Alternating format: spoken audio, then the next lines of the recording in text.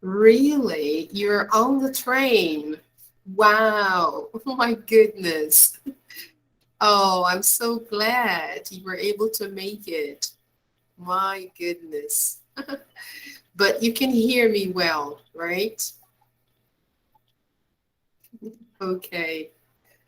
All right. Oh, yeah, I know. Yeah, the train is very noisy. I know. Oh my goodness.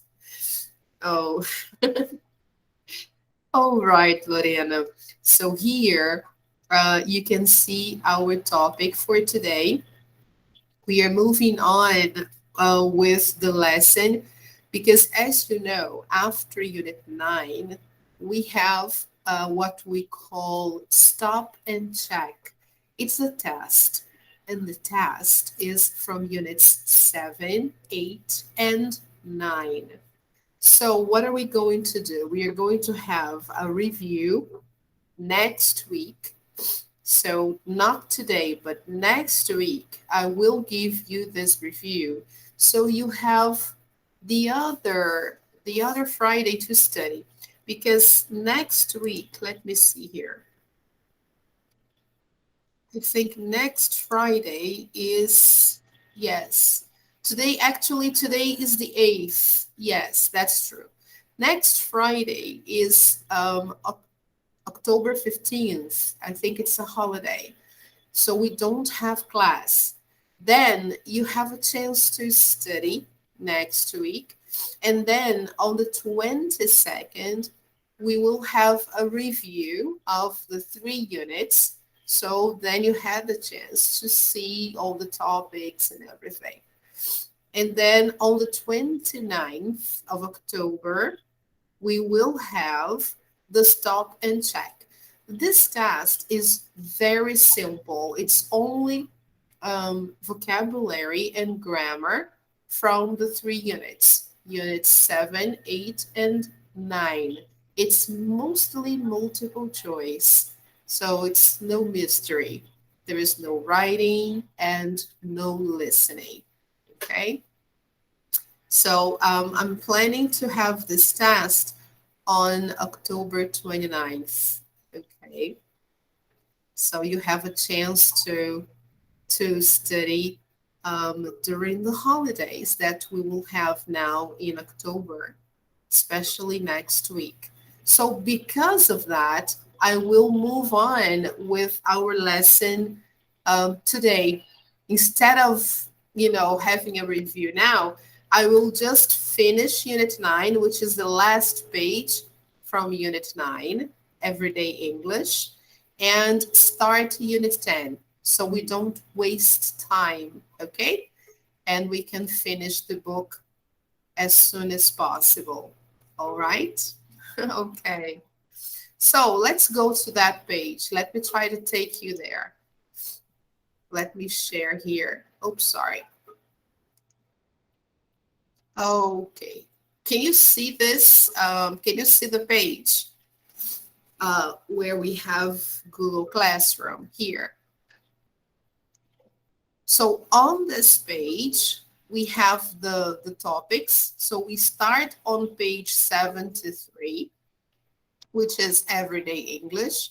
And then we go on until page 75, which is already Unit 10. Okay? Yes, we only have 3 more units to finish and then it's over. How nice, isn't it? So let's go there. Let me take you there once and for all. So this final page from Unit 9, as we already know, is something extra. It's never assessed. This will never be asked in your tests or anything. It's just to improve our vocabulary and our conversation. So the topic of this lesson is making your point. So they teach us here how we can give our opinion in a more determined way when we want to really stress our opinion, right? Especially when a decision needs to be made, right? So here in the situation, there are three teachers. They work for the same school, right? They're Pat, Ian, and Helen. And they are talking about the idea of giving lessons on body image in schools. Okay. What do you think the lessons are about? Okay. So if you are on the train, you may not be able to speak. So, but you can write, if you can type, you can give your opinion. What do you think, Lorena? If it's possible for you to type, okay, you let me know. What do you think they're going to talk about um, in this meeting? What kind of suggestions do you think they're going to give in these lessons, right? About body image. What do you think they will tell the students? Do you have any idea? As you can see here, there are some magazines. Look, they're showing some magazines to their colleagues. So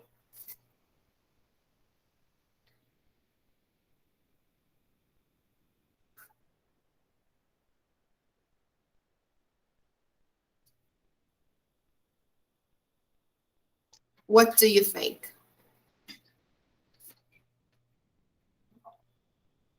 Probably they are going to talk about um, consuming these magazines that show perfect bodies, right? They will talk about diet, probably, right? Uh, this obsession with getting really skinny or losing weight, because nowadays a lot of people are looking for the perfect body. And these magazines and the media in general has a big influence on people, right? And we have to remember that the perfect body is not the objective, but health is the most important thing. We should worry about exercising. This is what matters most, not beauty, right? So, how can we tell this, for example? How can we teach this in a school? How can we tell students what really matters, right? What are the best ways to teach children that what really matters is practicing sports and not depriving yourself from eating what is necessary? Okay, so this is what they are discussing. So listen to them giving their point of view. Who is for it? Who is against? And who is undecided? So let's listen to that. So let's see.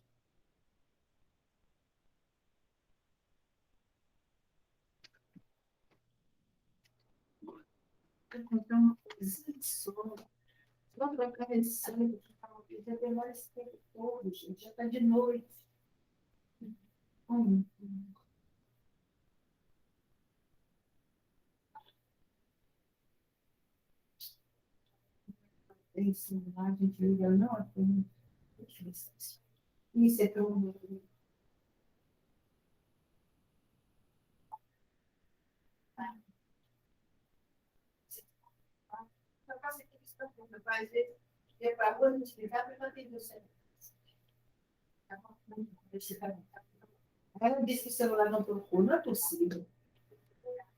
Eu estudei.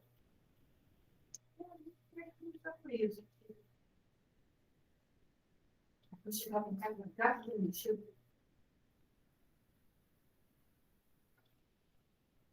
A gente fica pensando. Agora eu não estava na rua, eu ia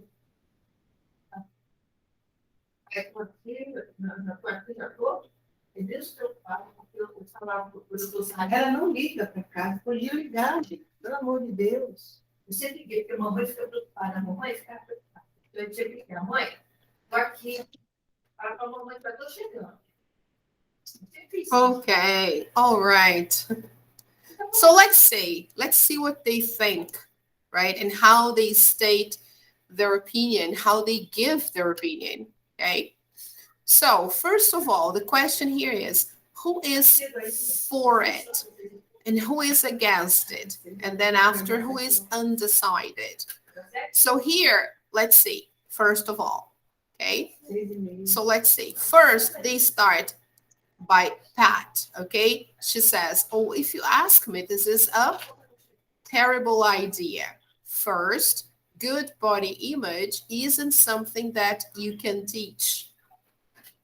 So apparently, she isn't for this idea of teaching this topic, right? Then she goes ahead and says, second, schools don't have time to add another non-academic subject into their packed curriculum. I'm just reading the text because I know you are not at home and it may be difficult for you to understand the listening. All right, Lorena. And what matters most here in our case is the vocabulary, not the listening. All right. So here she says that apparently she doesn't really agree with the idea of fitting in one more subject in their curriculum, right? She doesn't want to talk about it in the classroom. She doesn't think it's their job to do it, but the parents, okay? And then she says, another thing is that teachers have enough to do, and it's really up to the parents to try and develop self-esteem in their children. Okay?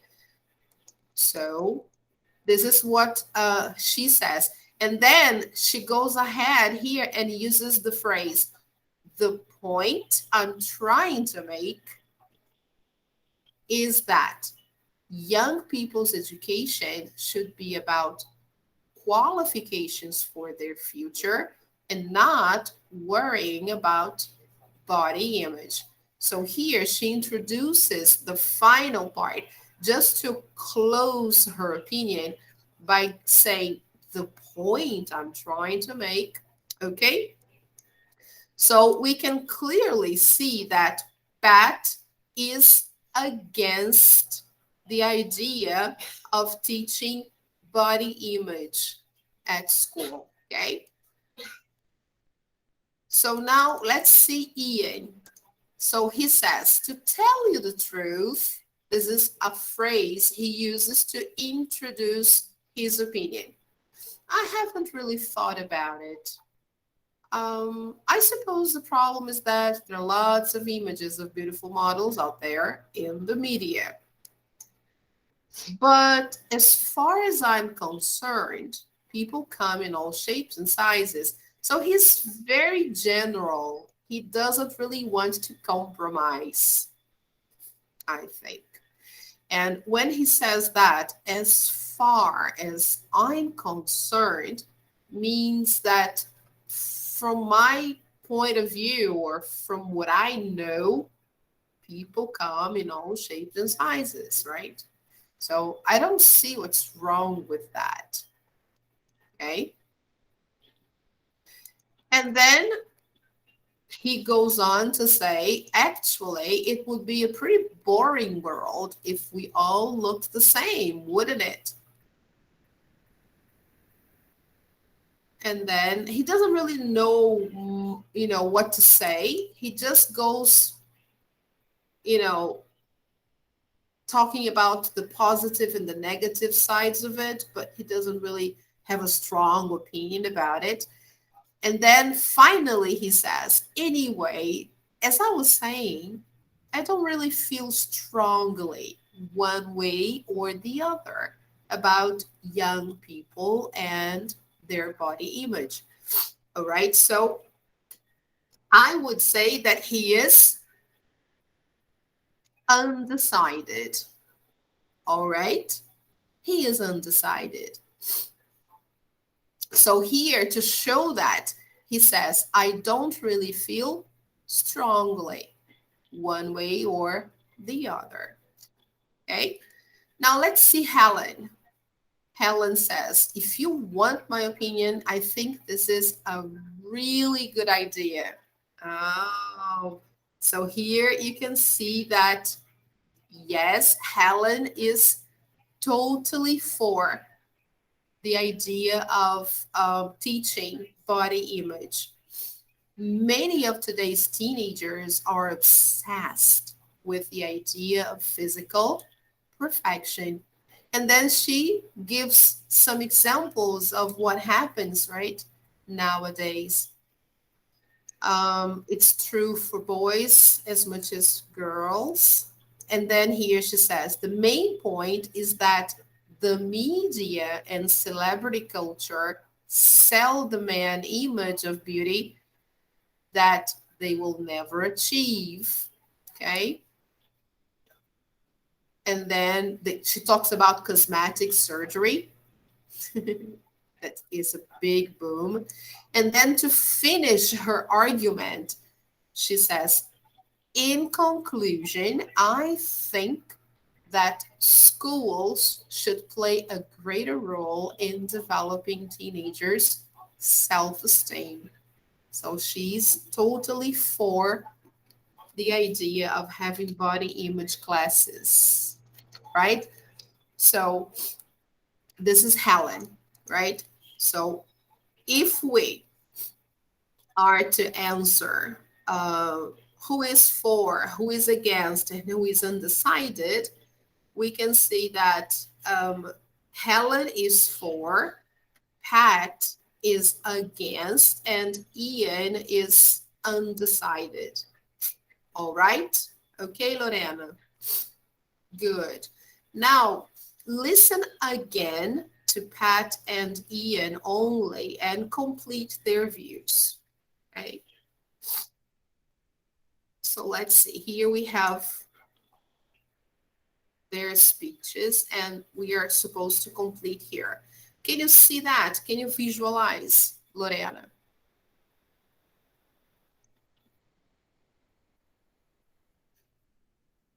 Can you see that? Can you see the page?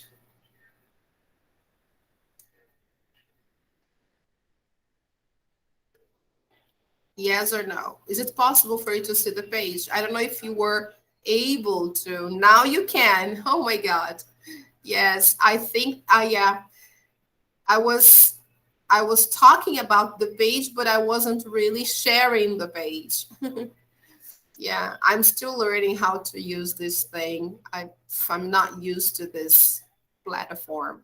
So now you can see, okay? So here you have, yeah, it's really bad.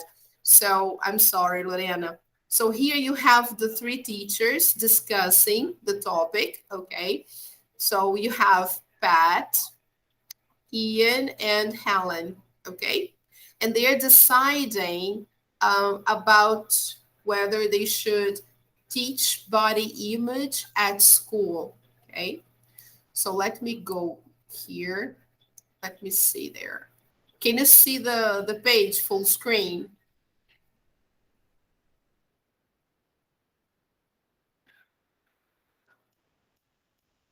Yes, just let me know if you can see, because I never know. Is it possible for you to see the page now?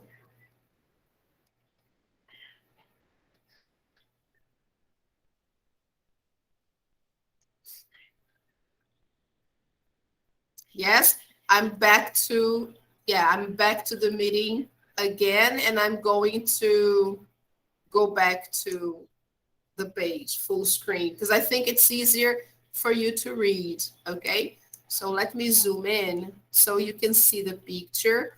And look, they are looking at some magazines and deciding about this topic, whether or not they should include body image in their curriculum, okay? So I will play the second listening and then we will try to complete the second part, okay? So let's listen. Track 38. Making your point. 1. Pat. If you ask me, this is a terrible idea. First, good body image isn't something that you can teach. Second, schools don't have time to add another non-academic subject into their packed curriculum. Another thing is that teachers have enough to do, and it's really up to the parents to try and develop self-esteem in their children. Personally, I'm never worried too much about how I look, but that's not the point. The point I'm trying to make is that young people's education should be about qualifications for their future, not worrying about body image. Okay, were you able to listen? Is the audio okay for you? Let me play that one more time. Let me just turn up volume a little bit. Okay, listen. Track 38. Making your point. 1. Pat. If you ask me, this is a terrible idea. First, good body image isn't something that you can teach. Second, schools don't have time to add another non-academic subject into their packed curriculum. Another thing is that teachers have enough to do, and it's really up to the parents to try and develop self-esteem in their children. Personally, I'm never worried too much about how I look, but that's not the point. The point I'm trying to make is that young people's education should be about qualifications for their future, not worrying about body image. Okay, all right, good. So let's see the first one. If you ask me, okay, this is a terrible idea. Number 2, first, okay. Number 3, another thing is that teachers have enough to do. Number 4, personally, I've never worried, okay. Number 5, the point I'm trying to make, okay. Great. So if you got everything correct, congratulations. Awesome. Now let's see Ian, okay? Listen. 2. Ian. To tell you the truth, I haven't really thought about it. I suppose the problem is that there are lots of images of beautiful models out there in the media. But as far as I'm concerned, people come in all shapes and sizes. I don't see what's wrong with that. Actually, it would be a pretty boring world if we all looked the same, wouldn't it? And personality is what counts, after all, and just trying to be happy. Anyway, as I was saying, I don't really feel strongly one way or the other about young people and their body image.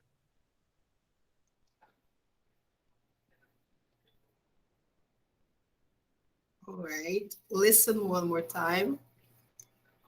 Suppose the problem is that there are lots of images. Ian. To There. tell you the truth, I haven't really thought about it. I suppose the problem is that there are lots of images of beautiful models out there in the media. But as far as I'm concerned, people come in all shapes and sizes. I don't see what's wrong with that. Actually, it would be a pretty boring world if we all looked the same, wouldn't it? And personality is what counts, after all, and just trying to be happy. Anyway, as I was saying, I don't really feel strongly one way or the other about young people and their body image. Okay, great. So let's see the answers. The first one, to tell you the truth. Okay. Number 2, I suppose the problem is, okay. Number 3, as far as I'm concerned. Number 5, actually, it would be a pretty boring world. It's really common to start sentences using this word. And number 5, anyway, as I was saying, I don't feel strongly one way or the other. All right, great. So these phrases are all really good to state your point, to make your point, right? You can start by saying, oh, if you ask me, and then you give your idea, right? You say, probably when you are not so for it, when you are not positive about something, you can start like this, because Pat is against. Pat is totally against. Ian is neutral, right? Pat is against. So that's why she says, oh, if you ask me, this is a terrible idea, right? First, and then another thing. So she's, leading an argument that is totally against the idea. That's why she's using these phrases, okay? And to finish, to close her argument, she's saying, oh, the point I'm trying to make is, all right? And here, in his case, it's different. In his case, no. In his case, he is just showing that he's absolutely neutral. He's absolutely, he's not for, he's neither for and nor against. He's okay about it, okay? Now, listen to Helen. Which phrases does she use to make her points that she's absolutely for the idea? Let's listen. I'll just show the script. Track Okay? 38. Making your point. 1. Pat. If you ask me, This is a really good idea. Yes. 3. Here. Helen. If you want my opinion, I think this is a really good idea. Many of today's teenagers are obsessed with the idea of physical perfection. Basically, they feel like an outsider if they look different in any way.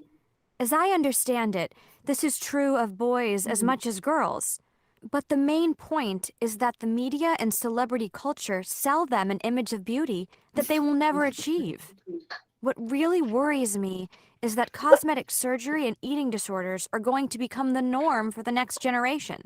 In conclusion, I think that schools should play a greater role in developing teenagers' self-esteem. Okay, all right. Sorry about my dog. So let's see how she talks about it. So if you want my opinion, I think this is a really good idea. So she has a totally different opinion from the others, right? I mean, she's not against and she's not neutral either, like her friend, but she's positive about it. So then she starts by saying, she gives her idea right in the beginning, and then she's going to support her idea. And then she lists some things like, basically, they feel like an outside, as I understand it, and then And then she goes, but the main point is, right? And then what really worries me is, right? She talks about cosmetic surgery. And to finish, in conclusion, I think that this is really nice, guys, when you are writing an argumentative essay. So this is really interesting. You can use these phrases when you're writing. Okay. All right. So here are some more ways to make your point. Match the lines in A and B, and what is the topic being discussed here? So let's take a look. Oh my goodness, why is he barking so much? Wow, gosh. So let's take a look here. So first of all, and then we should complete with the best sentence here on the left, actually on the right here. So let's see. First of all, what do you think? Let's see. We have from letters A to letter H.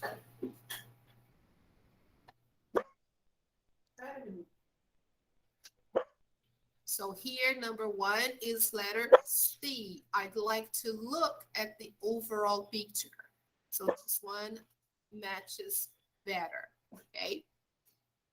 Two, the main problem, oh my God, the main problem is that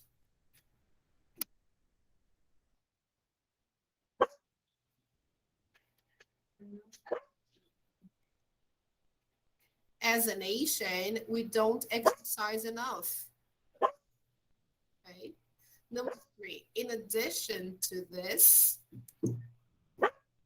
there are also problems with diet. Yeah, that's true. Generally speaking, this is a pretty common problem. What I want to know is, how do you educate people to have a better diet? To be honest, I don't know the answer to this problem. It's my firm opinion that fast food should be totally banned. And finally, I'd like to end with a quote from, okay, so, all right. So you see, you have a sequence of an argumentation, and it's really interesting, okay?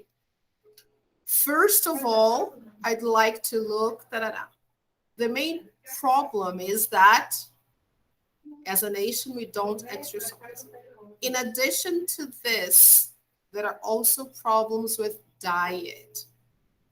Generally speaking, this is a pretty common problem. And then this is how she structured her argumentation. This is very interesting, okay? I like that. It can be useful, like I said before, when you're writing an argumentation, a for or against composition. Okay? All right, guys. So we're done with this everyday English, which was about making your point. So let's move on to Unit 10, over my dead body. Yes, it's an idiom, okay? Don't freak out. Okay, this is October. Yes, it's Halloween month, but no, this is not a joke. It's an idiom. Okay, so when we say this expression, it means that this is not going to happen, right? It's something that we say when somebody tells you something, like suppose you tell your parents, oh, I want to go to the United States for 2 years, suppose. And then your parents tell you, huh? Okay, over my dead body. It's like they don't really want you to go. I mean, they want you to go, of course. It's going to be good for you, but not for 2 years and not now, right? They need to prepare. They need to save some money first. And, going to another country needs some preparation. So you can't just say, oh, I'm going for 2 years. Bye. No way. So over my dead body is this kind of expression. It's an idiom. All right. So this is what this unit is all about. It has also a very important grammar point on modal auxiliary verbs. Yes, part 2. It will talk about synonyms, metaphors, and idioms, and based on the body, right? Using parts of the body. So this lesson has a very nice topic right in the beginning, which is a historical fact. And to illustrate, of course, but the starter is quite interesting. Let me see if I can. Oh, this is too small. So let me try to use it the way it is. Okay. All right. So let's see. All modal verbs, Lorena, can be used to express degrees of probability. Do you remember the modal verbs that we've learned so far? Let me try to show you some examples. I think here on Google Classroom, I posted a list of auxiliary verbs, modal verbs actually. Let me show you that. Modals of probability. Let me show you here.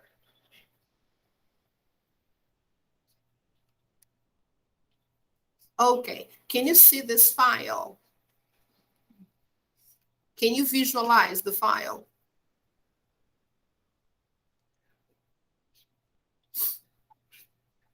Let me see if you can see that. Yes. Okay, so here in this file, you have some modal verbs, the ones that we use the most, okay? So we call them modal verbs, and they help us talk about, among other things, they help us talk about probability, okay? So here we have degrees of probability, okay? We have must, might, may, could, can't, must not, might not, and may not. So let's see the different levels of probability. First, let me take you back to, because here it's bigger, okay? Here we have must, okay? The first one, when we use must, when we say something with must, it's because we are 100% sure, okay? So, for example, this must be the right place. We followed the directions, and it's the only Italian restaurant on the street. So this must be the right place. Okay? You are almost 100% sure. Might. When I use might, when we use might, we are not so sure. So, example, I might work late tonight. I have an important meeting tomorrow, and I have a lot to do before then. So there is a possibility, but I'm not so sure, okay? May is similar to might. It may rain today. There are clouds and the sky is a little dark. Could has the same effect, okay? This could be the last time I travel for work. I'm hoping to get a new job soon. Okay. So I'm not sure. It's like 50%, okay, of certainty. So these three here, they show a little uncertainty, I would say, okay? Might, may, and could. So they are here, look, less certain.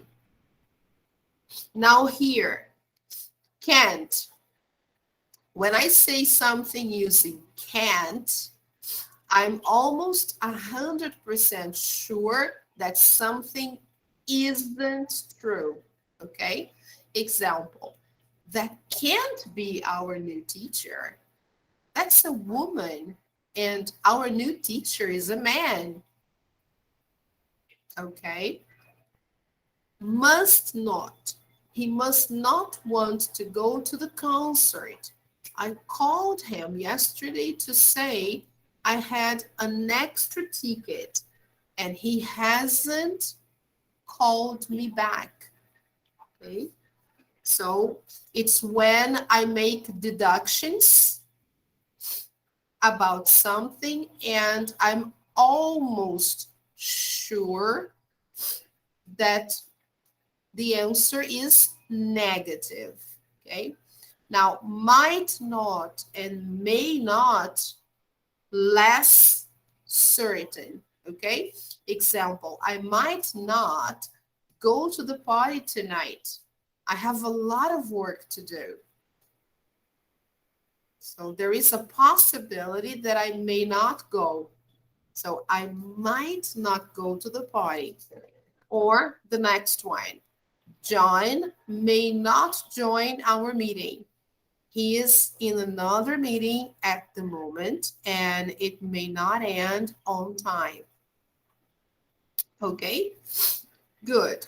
So back to our page here on Google Classroom, we have the same modals in the past, okay? So here, you can notice that they have a second element, the auxiliary verb have, okay? So when I talk about probabilities in the past, I must use the auxiliary verb have, okay? So must needs to have auxiliary and the verb that follows has to be in the past participle, okay? So let's see the example here. Let me try to make it a little bigger. Look, if you can't find your car keys, you must have left them in the house. Okay. Now, a negative situation when you are almost sure, just like here. He can't have fallen in love with her. She's married. Right? And so the same for the others. Here they include should and needed that we didn't have before. Okay.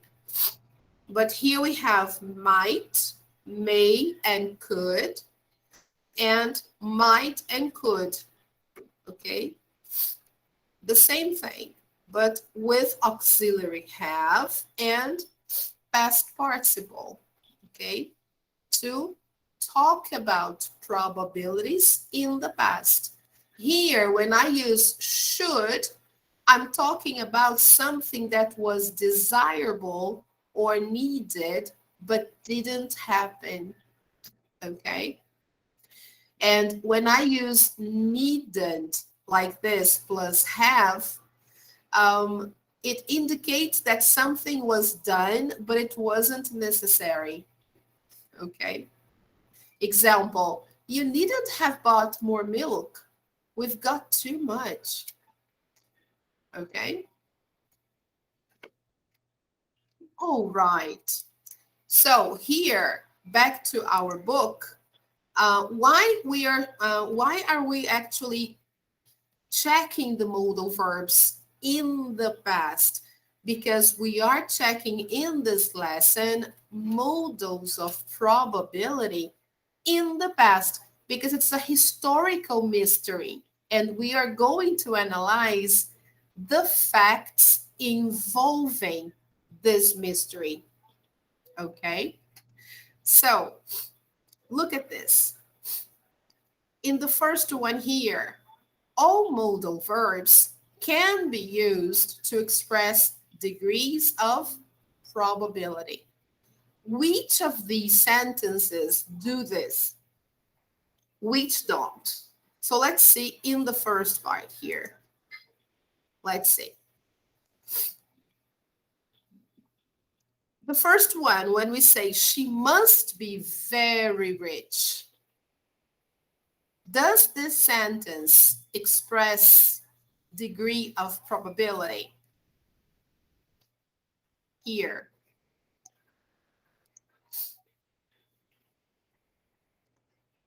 Yes. Look.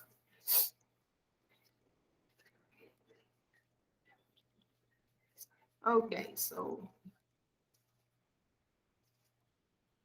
All right. She must be very rich. So this shows a degree of probability. And now, number 2. I must do my homework. Does it express a degree of probability?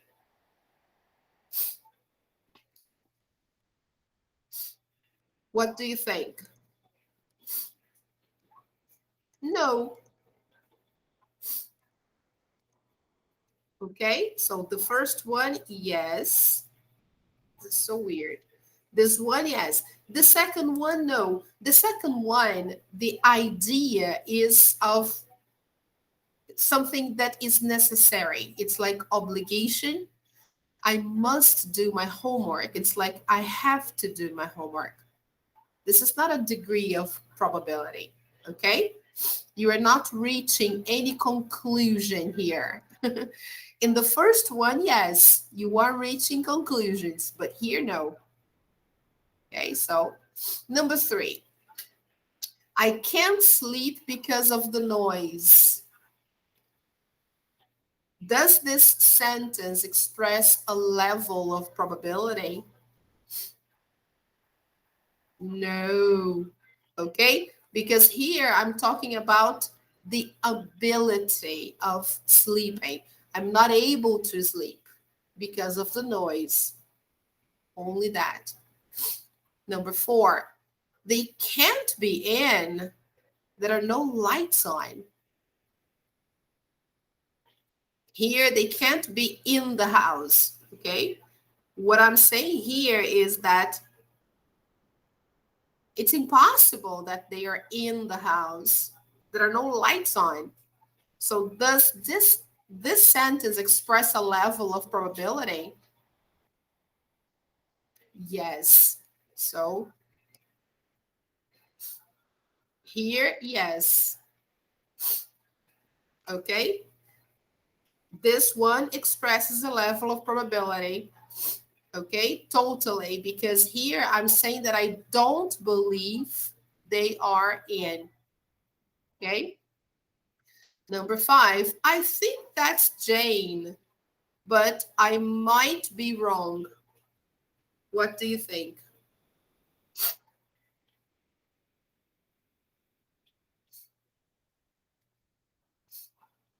Yes,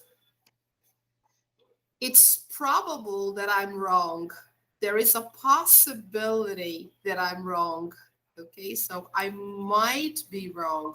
There is a possibility. Okay. Number 6, you should see a doctor.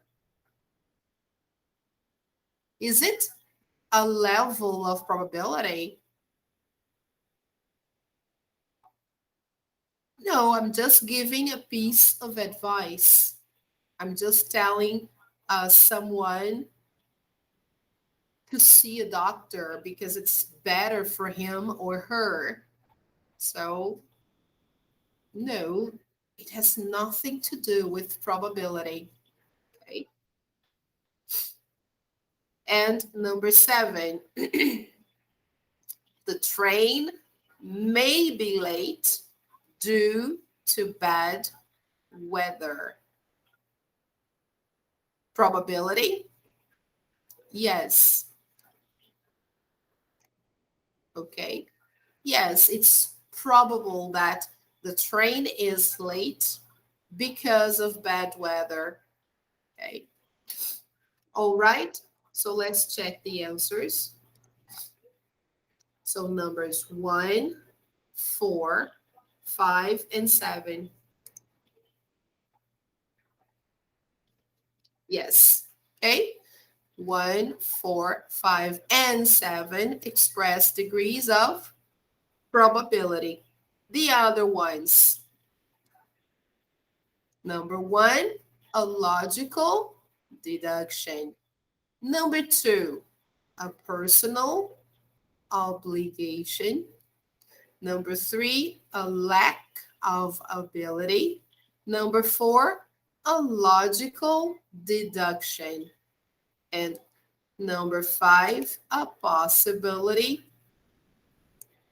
Yes. Number 6, advice. Number 7, a possibility. Okay.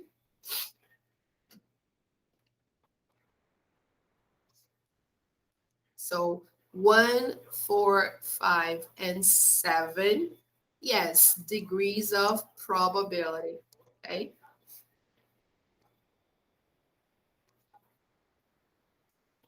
Okie dokie. So now let's listen. 1, She must have been very rich. 2, I had to do my homework. Oh, sorry. Sorry, Lorena. Let me ask you, were you able to see the sentences before? I never know because sometimes I'm sharing the page and I'm quite sure you can see it, but I don't know what happens. Can you see the page, Lorena?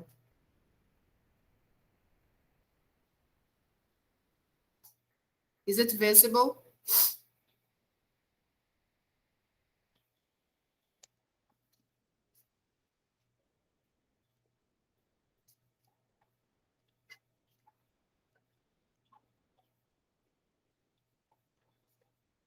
Well, anyway, I will do the second part because I thought I was sharing the screen and then all of a sudden the screen was not being shared.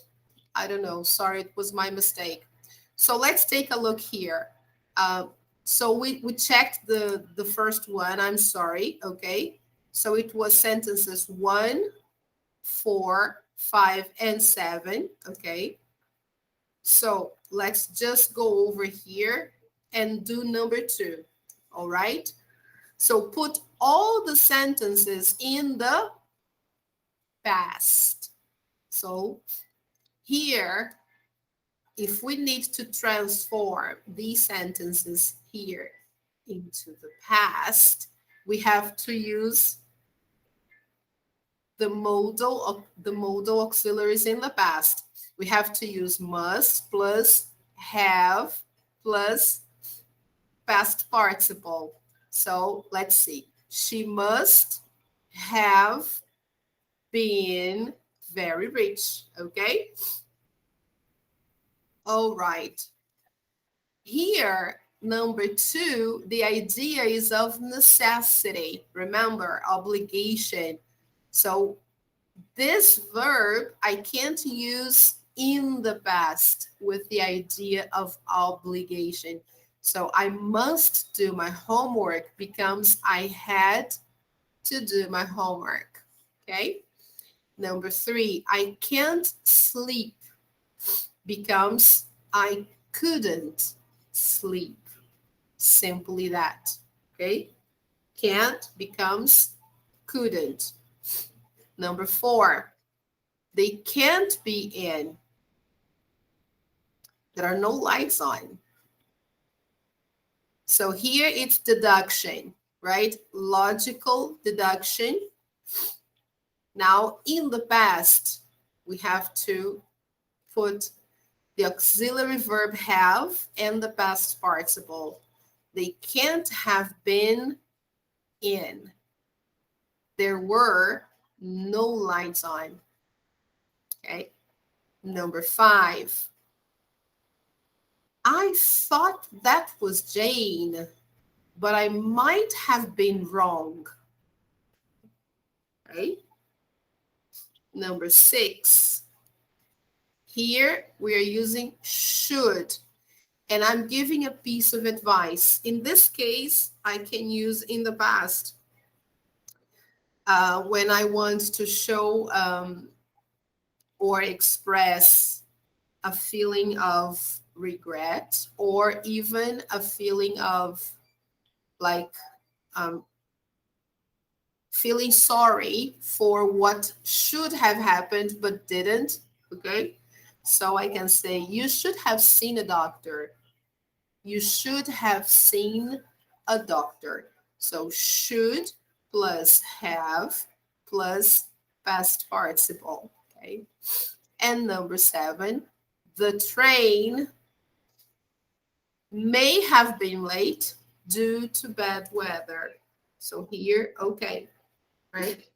So let's listen and check. Now we can do this. Unit 10, Track 2. 1, She must have been very rich. 2, I had to do my homework. 3, I couldn't sleep because of the noise. 4, They can't have been in. There were no lights on. 5, I thought that was Jane, but I might have been wrong. 6, You should have seen a doctor. 7, The train may have been late due to bad weather. Okay, guys. So I think, yes, everything correct. Okay. So as you noticed, we only use the structure of the modal verb plus have and past participle when we are using levels of probability or degrees of probability in the past. Okay. All right, great. Now let's see this story, this big mystery. Missing for 500 years. Wow. How can someone go missing for 500 years? Is it possible?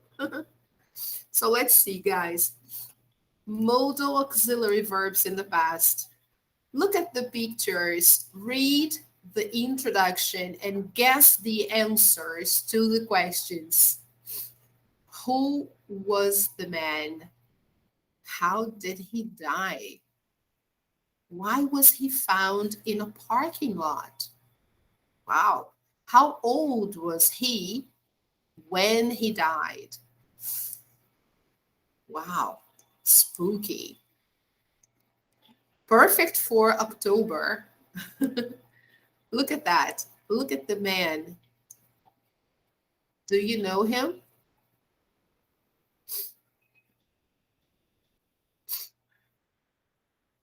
There are some symbols here. Look.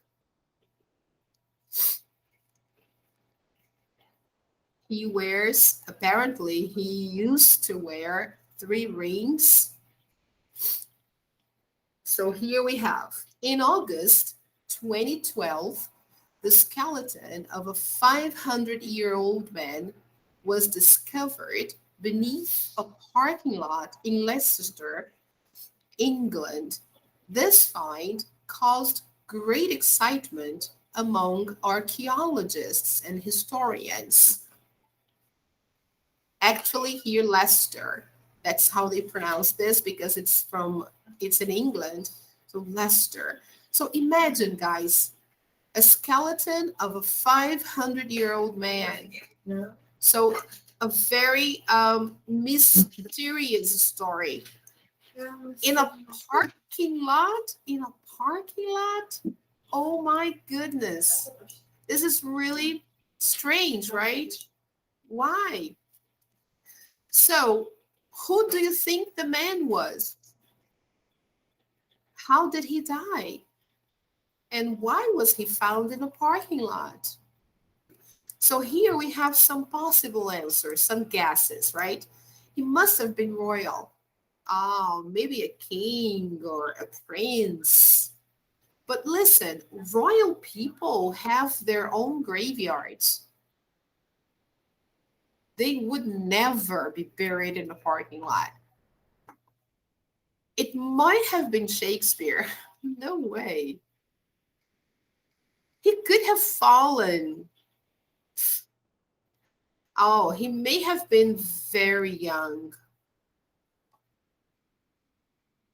I don't know. Um, for sure he was royal because of his um, clothing and his looks.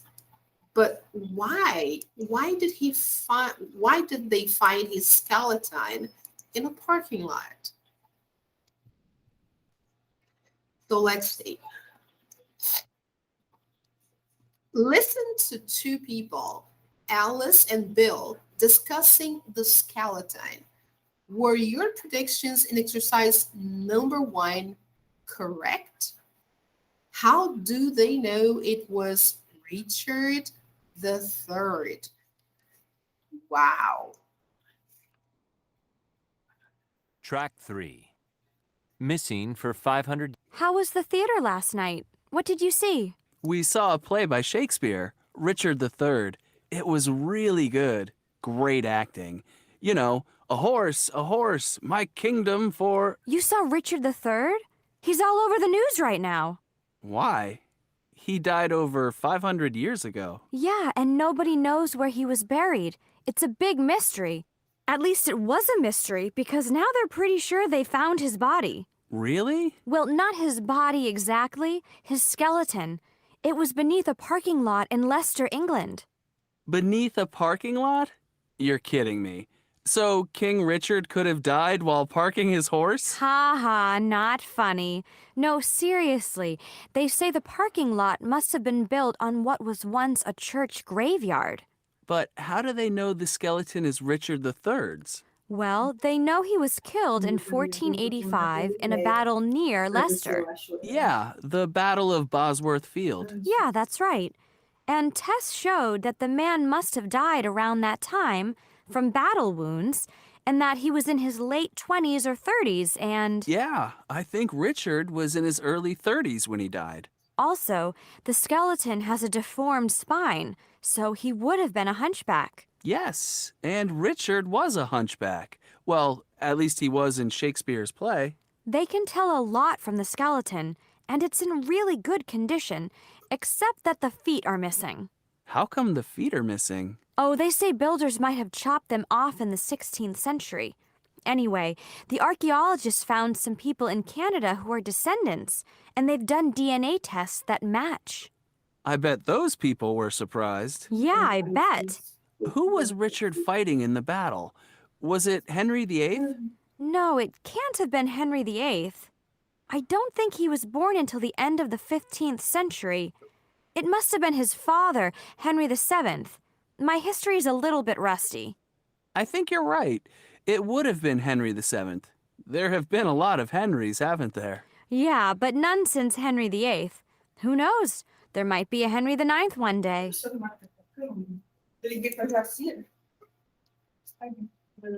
All right. Okay, people. All right. So let's say, did you see how interesting? This is really, really interesting. They were at this play. The name of the play was Richard III by William Shakespeare. And they suddenly start talking about this new finding that happened in Leicester, England. And This is really interesting because after so many years, they were able to recover his skeleton, right? That's interesting. So let's take a look at some questions here. Answer these questions using the words in italics. Okay. So here, when did Richard die? So let me just clear this part here. Just a second. Here we have the answers, and we should use the modal verbs. Okay, guys? So here we have the modal verb. We are supposed to use must. So here, what do you think we should do? We should include the modal verb and the information. And of course, it's a deduction in the past. So we are making deductions, probability. So he must have died in the 15th century. He must have died in the 15th century. What was he doing when he died? Here. He could have been riding a horse, or he must have been fighting. He must have been fighting. All right. Was he buried in a parking lot? Oh no, he can't have been buried in a parking lot. No, impossible. How old was he when he died? Oh, he may have been 32 or 33. He can't have been 40. What did they learn from his deformed spine? That he would have been a hunchback. Yes, a hunchback, people, is a person who has a deformed spine that is more or less like this. Let me draw this here. So his spine was like this. All right, like this. So it had this deformity. It was really like that. So he was a hunchback. Okay. So let me clear this. All right. Okay. So why were his feet missing? Because builders in the 16th century might have chopped them accidentally. How did the Canadians feel about the discovery? Oh, they must have felt surprised and excited. Who was Richard fighting in the battle? Oh, he can't have been fighting Henry VIII. He could have been fighting Henry VII. Okay. Now let's listen and check. Track 4. 1. When did Richard die? He must have died in the 15th century. 2. What was he doing when he died? He could have been riding a horse. He must have been fighting. 3. Was he buried in a parking lot? He can't have been buried in a parking lot. 4. How old was he when he died? He may have been 32 or 33. He can't have been 40. 5. What did they learn from his deformed spine? That he would have been a hunchback. 6. Why were his feet missing?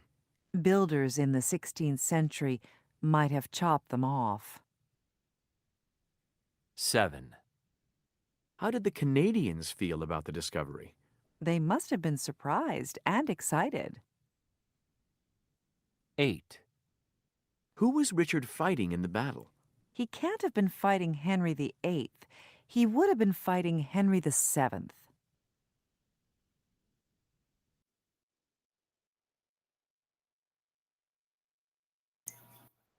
Okay, guys, were you able to listen?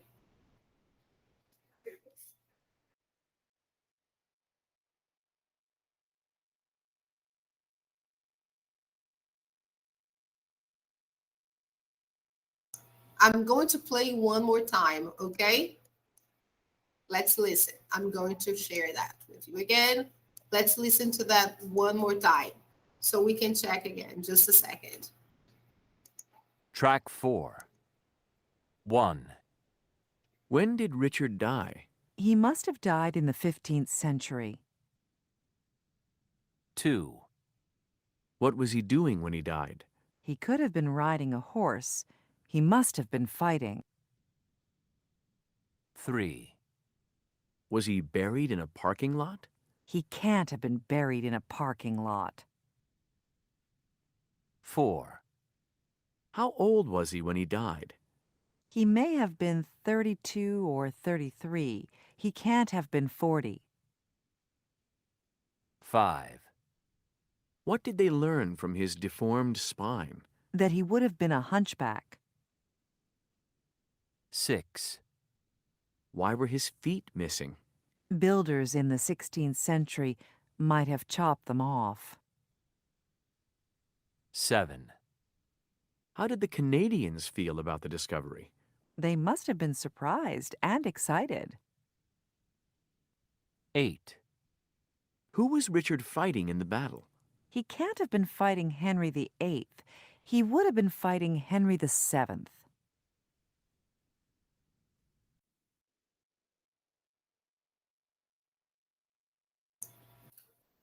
All right, so you see, guys, exactly what we did, okay? All the sentences are correct, okay? Just for you to see, if you want to take a picture, here we have the answers, okay? So he must have died in the 15th century, okay? He could have been riding a horse. He must have been fighting. All right? Okay, guys, can you see that? Good. So, number 3, he can't have been buried in a parking lot. Number 4, he may have been 32 or 33. He can't have been 40. 5, that he would have been a hunchback. 6, builders in the 16th century might have chopped them off. 7, they must have been surprised and excited.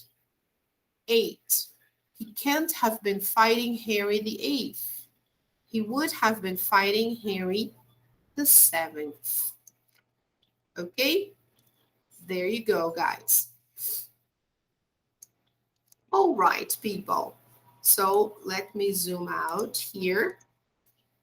So here, this is the first page of Unit 10. We are all making guesses and showing other people's guesses about this mysterious character from the history of England, Richard the Third. I'm sorry. So he was a very important royal character in the history of England. And unfortunately, they found his skeleton in a parking lot in Leicester. Right? That's why his story was so spooky and he became so famous. Here you have the map, right, guys? And so you know the distance between Leicester and London, okay? So here you have a meme or a joke, okay? Here there is a sign. Now here you have number 5. Look at the pictures of medieval objects with your partner. Discuss what you think they may have been used for. So let's take a look at some objects. They are so different. Look, here we have one person says it might have been used to, here, this one. I guess this one here, number 5, it might have been used to arrest people, to take people to jail, maybe.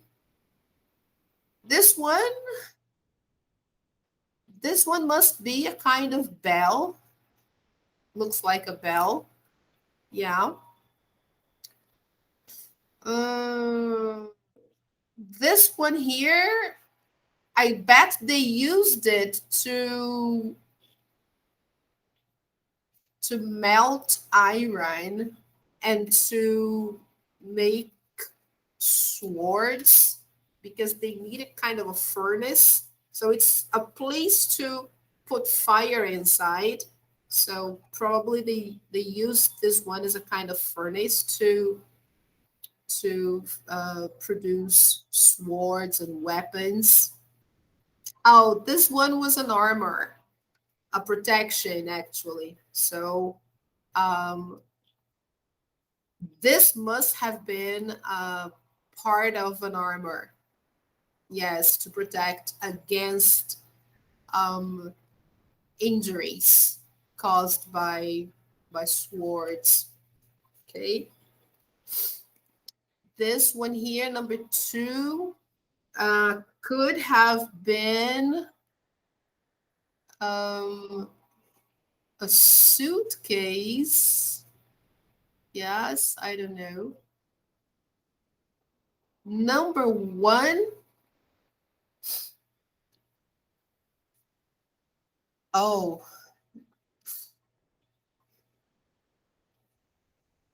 I suppose number 1 was one of those things they used to look from a ship,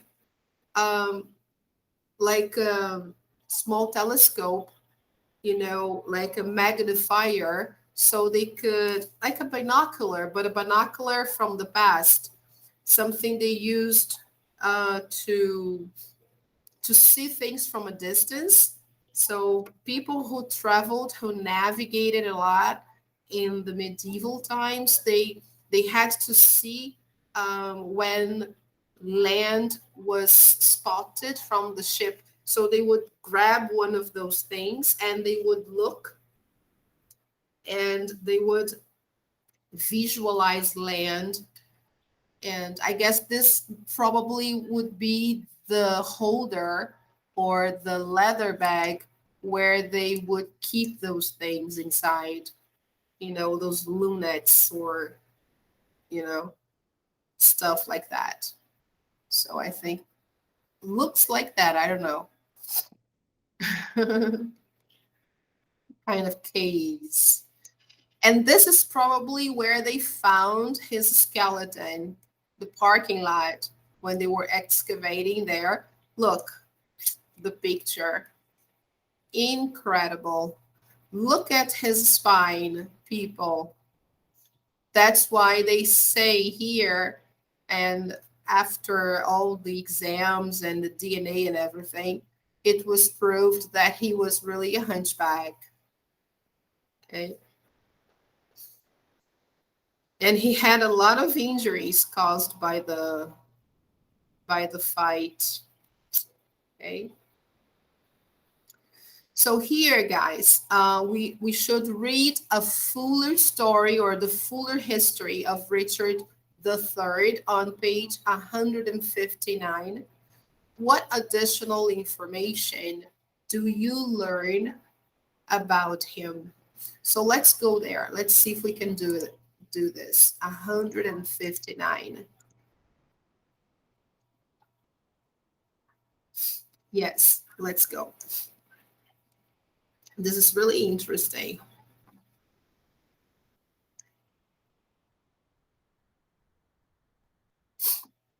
So look, One of the world's most interesting historical mysteries. Okay, can you see that? Awesome. So look, Richard III was born in 1452. He became king in 1483 after the death of his elder brother, Edward IV, having seized the throne from Edward's two young sons. He imprisoned the boys in the Tower of London, where he allegedly had them murdered. The scandal of the princes in the Tower caused Harry Tudor to challenge him for the throne. Richard amassed an army of 12,000 men near the town of Leicester. Harry marched towards him with his army of 5,000.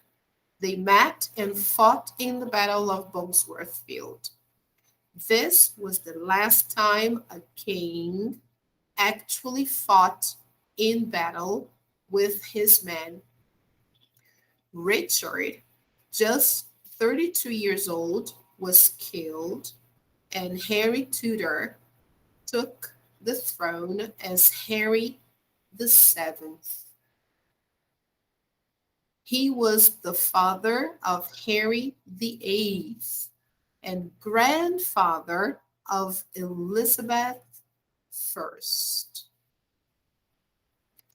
According to historical records, Richard's body was taken to Leicester and buried without a coffin or shroud in a graveyard that was subsequently destroyed in the 16th century. So incredible, isn't it, guys? He was buried without a coffin or shroud. A shroud, guys, is like a piece of cloth that encircles the body. Okay? Here in Portuguese, we usually call it mortalha, okay? Or sudário. It's usually a piece of cloth that, I don't know, in ancient times, they used that more often than now. Okay, now it's not so common to use a shroud in a burial. Okay, so it wasn't until 500 years after his death that a team from Leicester University set out to trace the site of Richard's burial. In August 2012, they began excavating in a parking lot in the city and soon discovered the skeleton, which was found in good condition, but with its feet missing. It also had a badly curved spine and 10 battle-related injuries. It was subject to months of DNA tests, which linked it to descendants in Canada, Michael and Leslie Ibsen, who are genealogically linked to the king's sister, Anne of York. So they already traced him to his descendants. So they could proceed to DNA tests and everything to prove, of course, the origin of the skeleton. This was final confirmation that the body was indeed Richard III. A facial reconstruction of the skull was also made, which looks remarkably like portraits of the king. Richard III was portrayed by William Shakespeare as a monstrous, hunchbacked tyrant with a withered arm who murdered two innocent princes in the Tower of London. He was very bad. He murdered two princes, his two nephews, right? However, modern historians argue that the king was the victim of Henry VII's propaganda, and archaeologists found no evidence of a withered arm. They say he had a withered arm, like a small arm like this, okay? In 2014, the king was finally given a royal burial, and his remains were laid to rest in Leicester Cathedral. So there you go, Richard the Third. But what a sad story. Really sad, right? So back to page 75. Here we have a small box with grammar spot here. Write certain or possible next to these modal auxiliary verbs according to the degree of probability they express. So yes, here it's difficult to maximize. So here we have, they must have arrived. When I say this, they must have arrived. Let me make it bigger. Is it certain or possible? What's the idea that I give when I say they must have arrived? Of course, certain. Okay. Now, when I say they might have arrived, certain or possible? Possible. Okay. Good. Now, they could have arrived. Possible again. Now, they may have arrived. Possible again. They can't have arrived. I'm absolutely certain. Okay. All right. So as you can see, I can be certain either in the positive way or negative way. All right. Good. So let's check the answers. Everything correct. Okay. So what concept do these modal verbs express? Let's see. Choose a definition on the right. So we have, you shouldn't have told a lie. So here we have, this was possible, but you didn't do it. Or, you did this, but it was wrong. Okay, the best connection. So let's draw a line so we can connect. Oh, this is too thick. So let me try to erase this one. Try to make a thinner line here.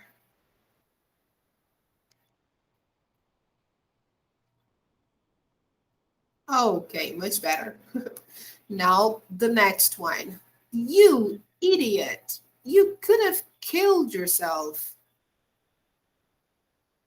This was possible, but you didn't do it. All right. Perfect. Okay, guys. So for more about this topic, you can refer to page 147. All right. Good. So let's zoom out.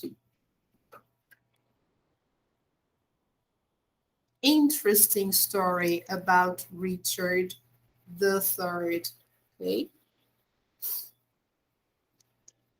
Now let's do the first part of page 76, even though it wasn't in our planner, but it's a way to practice the modal verbs of probability in the past, okay?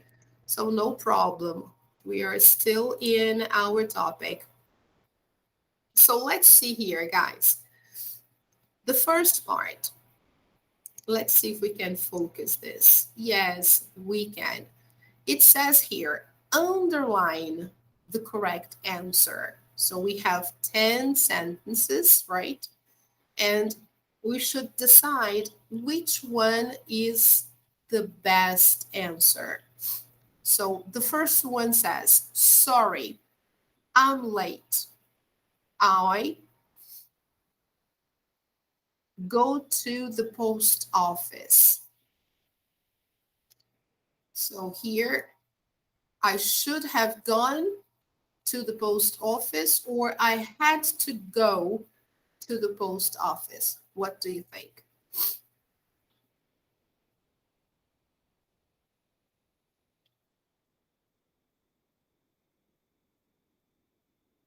If you say that you are late, then there is something more urgent. So the best option is the first one. You should have done something that you haven't done yet. So the best one, I think, is the first, right? So we can say, oh, I should have gone to the post office by now. Okay. Or you can say, suppose another situation. Another situation. Suppose you just arrive, okay? You just arrive. You arrive at work, you arrive late. So you can say, sorry, I'm late. I had to go to the post office. It's another option. Okay, guys. So now I'll give you some time to do the other ones from number 2 to number 10. Okay? I'd like you to do. I'll give you 2 minutes to do that. Okay? 2 minutes for you to do that. Please, our time.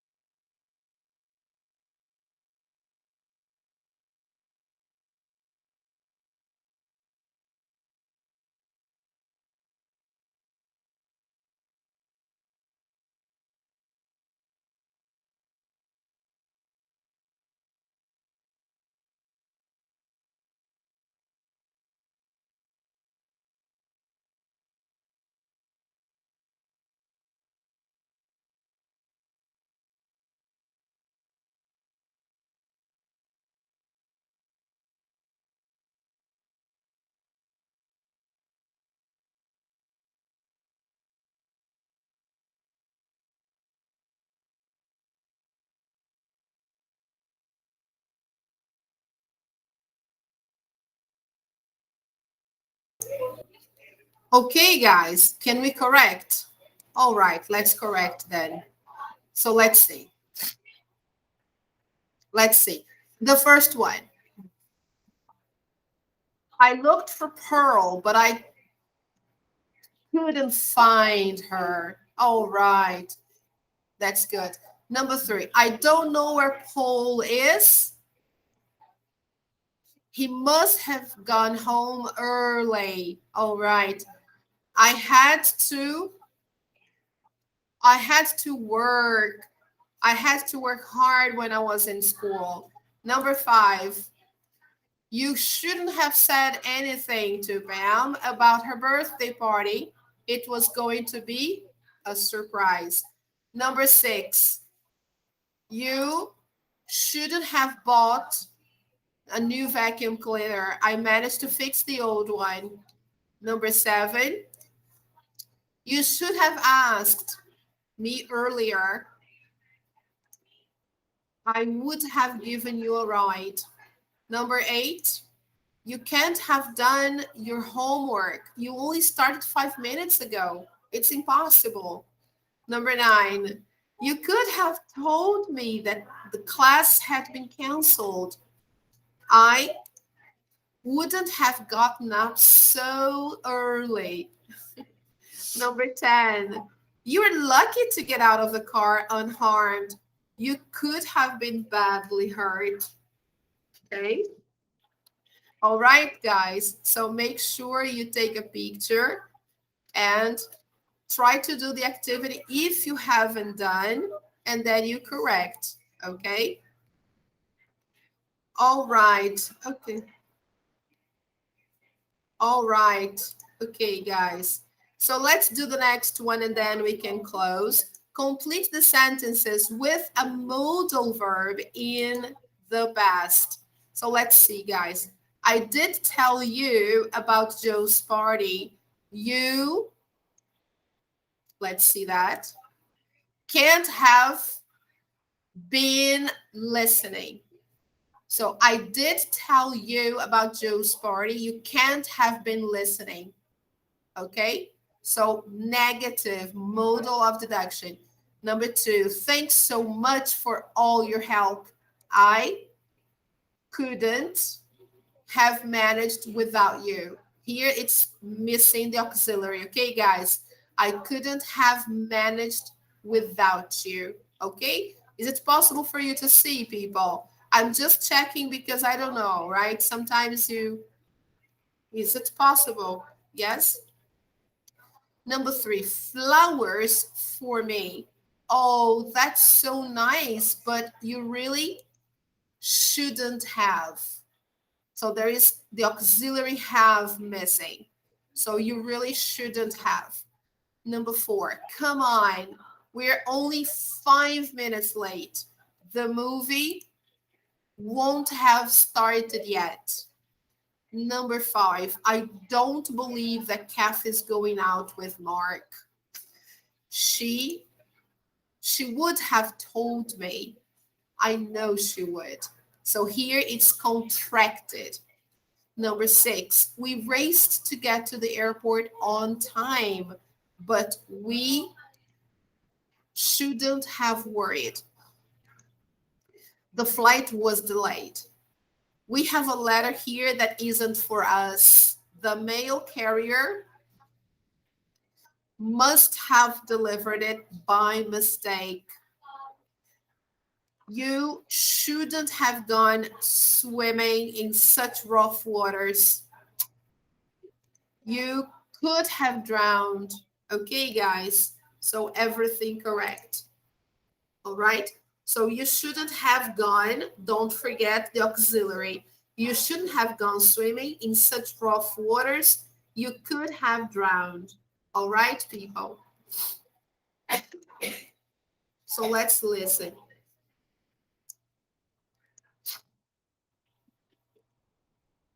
Track 5. 1, I did tell you about Joe's party. You can't have been listening. 2, Thanks so much for all your help. I couldn't have managed without you. 3, Flowers for me?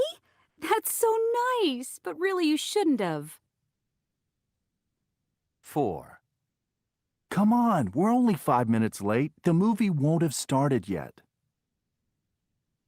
5, I don't believe that Kathy's going out with Mark.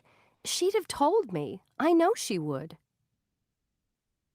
6, We raced to get to the airport on time, but we shouldn't have worried.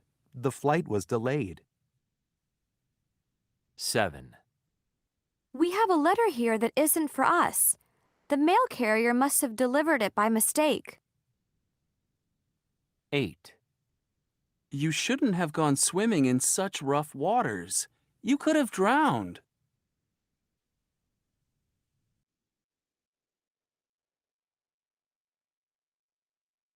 Okay. Okay, guys. All right. Did you get everything? Yes? Okay, good. Perfect, guys. So that's okay for now. I think it's enough.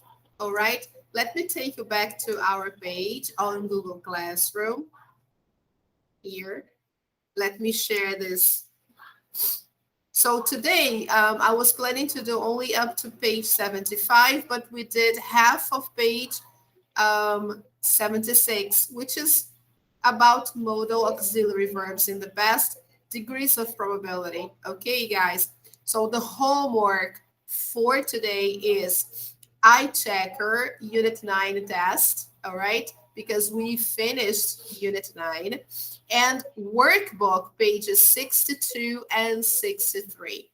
Here, the files we posted, they have to do with the topics we discussed today. So today we talked about making your point, okay? How to make your point. Here we have a file with phrases about making your point, all right, to help you as a reference. Here we have modals of probability, right? We've already seen that. Here, modals in the past, 2 files, right? One example for you. This is a very nice illustration. And 2 worksheets for you to practice modals in the past. All right, people. So we have, of course, the workbook and everything, but you can also work with the worksheets. You can do exercises on the worksheets. Okay, people. So have fun. Have a nice weekend. Do your exercises. And if you're watching the video, don't forget to take a picture of your pages and send via WhatsApp so I can clear your absences. All right, guys. Have a nice weekend, and I hope to see you on Friday. Actually, next Friday is a holiday. Oh my God. Yes, it's Teacher's Day. Yes, October 15th. That's true. So next week we don't have class. Okay, guys, it's a holiday. So we will be meeting again on, let me see here, October 22nd. That's true. Yes. On October 22nd, we will have a review of Unit 7, 8, and 9 for Stop and Check. All right, people, Stop and Check will be on the last Friday of October. Okie dokie. Yes, it will be our trick or treat. All right, people. So thank you so much for being here. Thank you, Lorena, for coming today. Hope to see you again and have a nice weekend. All right, guys. Bye-bye. Take care.